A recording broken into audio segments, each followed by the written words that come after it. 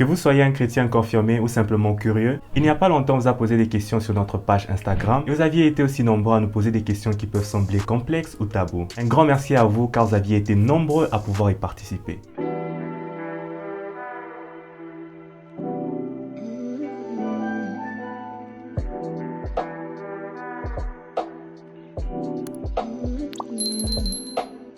Salut, c'est Gareth, bienvenue sur LMC. Dans cette nouvelle vidéo, je tenterai d'apporter des réponses claires basées sur des versets bibliques, afin de mieux nous aider à comprendre ces questions qui suivront. Je t'invite à rester jusqu'aux dernières minutes de la vidéo, afin de pouvoir être béni par ce message de cette question qui nous a été posée. Alors installez-vous confortablement, prenez votre Bible et laissez-nous explorer ensemble ces questions que beaucoup se posent.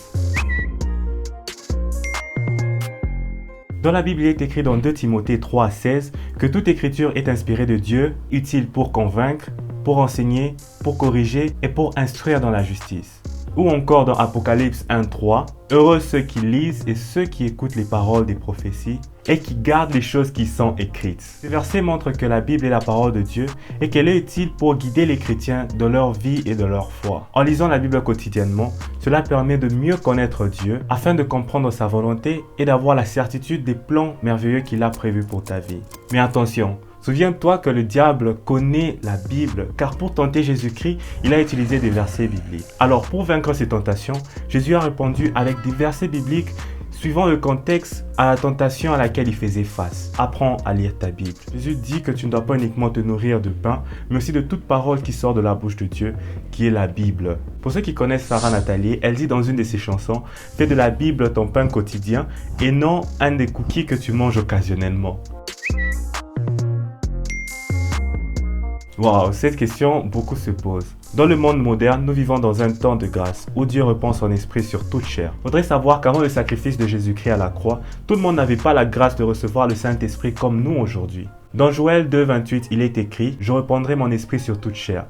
Vos fils prophétiseront, vos vieillards auront des songes et vos jeunes gens des visions. » Mais aussi dans Marc 16:17-18, Jésus dit aux croyants que les miracles accompagneront leur proclamation de l'évangile et que ceux qui croiront, voici comment ils montreront la gloire de Dieu. En mon nom, le nom de Jésus, ils chasseront les esprits mauvais.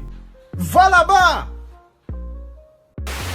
Ils parleront des langues nouvelles, ils prendront des serpents par la main, et s'ils boivent du poison, cela ne leur fera aucun mal. Ils poseront les mains sur les malades, et les malades seront guéris. Et aussi dans Jacques 5, il est enseigné que les croyants peuvent recevoir la guérison par l'onction de l'huile. Et aussi dans Jean 14:12, Jésus déclare que tous ceux qui croient en lui accompliront des œuvres encore plus grandes que celles qu'il a eu à accomplir. Alors qu'est-ce que tu attends? Ne doute pas. En tant que chrétien, en ayant le Saint-Esprit, tu as la grâce de pouvoir accomplir des miracles.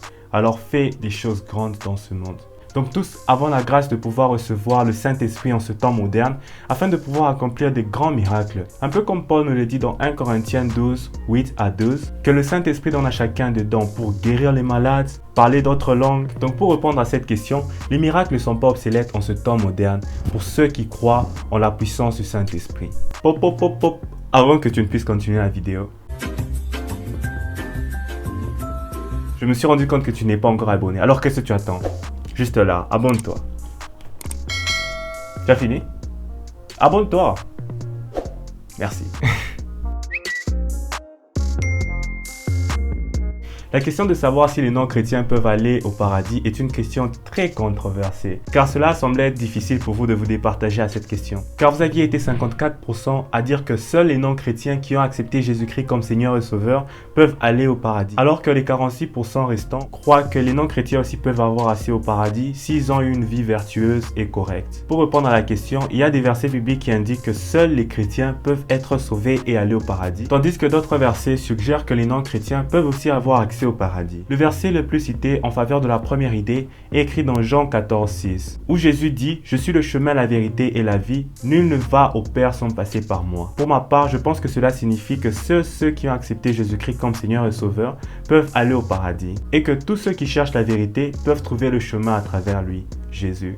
Il y a cependant certains chrétiens qui suggèrent que même les non-chrétiens peuvent aussi avoir accès au paradis s'ils n'ont jamais eu entendu parler de Jésus. Comme par exemple dans l'évangile de Luc, Jésus raconte l'histoire du bon samaritain pour souligner le fait que le salut est ouvert à tous, peu importe les origines. Sinon, dans les livres de Romains, Paul écrit que celui qui n'a pas entendu parler de Jésus-Christ ne peut pas croire en lui. Et celui qui ne croit pas en lui ne peut pas être sauvé.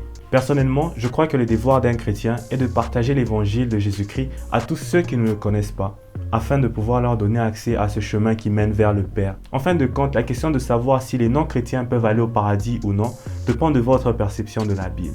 Pour ma part, ce qui est important, c'est de chercher la vérité, vivre une vie vertueuse et de faire ce que Jésus-Christ nous a demandé de faire. Aimer Dieu de tout son cœur, de toute son âme et de tout son esprit, et aussi d'aimer son prochain comme soi-même. Après tout, le choix revient à Dieu de déterminer qui est juste ou non à ses yeux, qui est digne d'aller au paradis ou non. Personne, ni moi ni toi, pourrait juger pour cela. Jésus a dit, faites de toutes les nations mes disciples. Mais sinon, aimons-nous les uns les autres et faisons la volonté de Dieu. Vous nous aviez posé énormément de questions et pour chaque épisode, nous tenterons de répondre à une ou deux questions. Et voilà la question d'aujourd'hui. Tu sais, je comprends que tu puisses sentir une baisse de foi et avoir l'impression que Dieu ne te vient pas en aide. Nous avons tous ces moments où nous traversons des situations difficiles qui mettent notre foi à l'épreuve. Mais la bonne nouvelle est qu'il y a des techniques inscrites dans la Bible pour nous permettre de pouvoir surmonter tous ces problèmes et retrouver notre confiance en Dieu. Premièrement, commençons par la prière. La prière est le moyen le plus efficace de communiquer avec Dieu, car Jésus nous encourage à prier sans cesse à tout moment, quelles que soient les circonstances.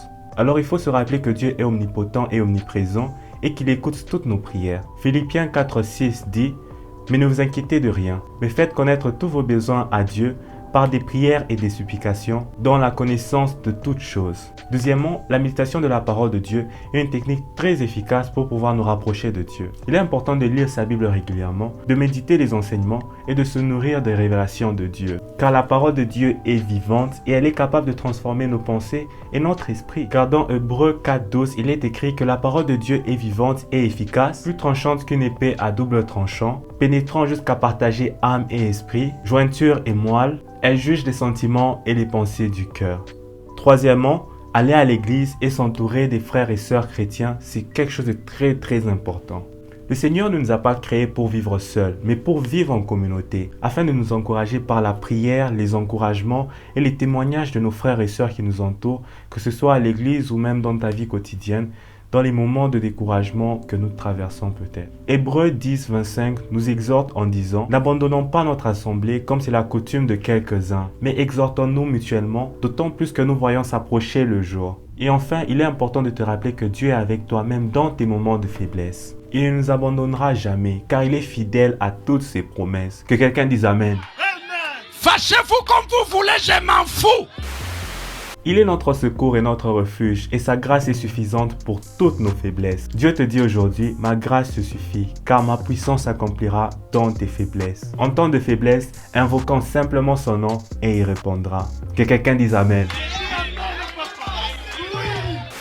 Pour finir, je t'encourage à persévérer dans ta foi, car les moments difficiles ne sont pas une preuve que Dieu ne nous aime pas, mais plutôt une occasion de pouvoir grandir dans la foi et dans la confiance en lui. Rappelons-nous toujours des vérités inscrites dans la Bible qui nous encouragent et nous fortifient. Le Seigneur est toujours avec toi et il est capable de t'aider à surmonter toutes tes difficultés. Nous avions eu beaucoup de questions venant de vous, mais malheureusement, nous n'avions pas eu l'occasion de pouvoir tout y répondre en une seule vidéo. Donc si tu as aimé, laisse un pouce bleu afin de nous encourager à faire le prochain épisode et abonne-toi afin de ne pas rater le prochain épisode qui arrive. N'oublie pas, la méditation te rapproche de Dieu. Ciao.